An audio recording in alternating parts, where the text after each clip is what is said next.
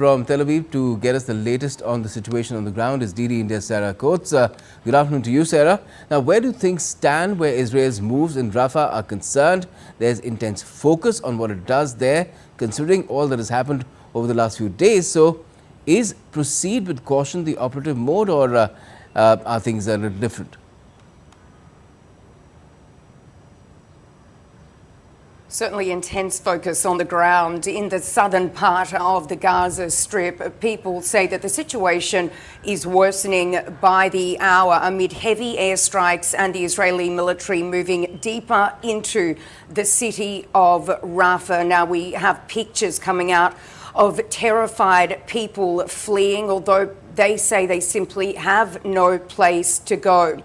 We've also heard from the World Health Organization with its director, Tedros Adhanom Ghebreyesus, saying that out of all the hospitals in the Gaza Strip, only a third of them are working at any kind of capacity, while also the Palestinian Red Crescent has also announced earlier this morning that its field hospital that was set up in the humanitarian zone of Al-Mawasi, which is in the west of Rafah, has now had to relocate due to intense bombing, intense shelling. So certainly a very concerning situation for people right across the Strip. But of course, we do need to remember that many of these residents have actually relocated down to these southern areas. And this is the area that the Israeli military is really focusing on right now. We've heard time and time again from the Israeli establishment that this is an area that the IDF needs to get into. It says it believes the remaining 4 Hamas battalions are actually stationed there,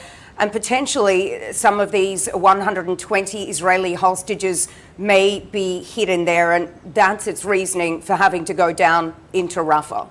All right. Now, is there any update on the probe that Israel launched into the Rafah strike? Because the US, although saying that it does not favor any major movement into Rafah, a major operation, it's saying that so far its red lines have not been crossed.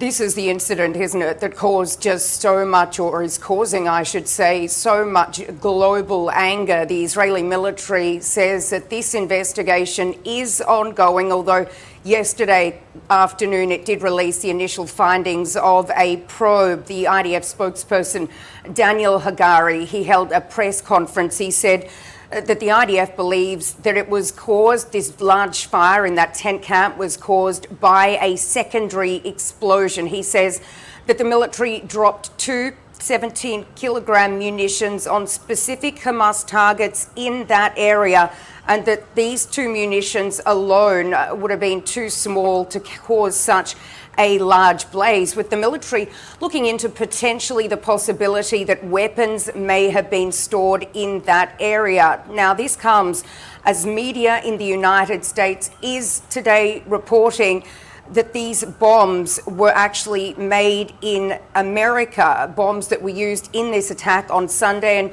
you mentioned there the White House spokesperson, John Kirby.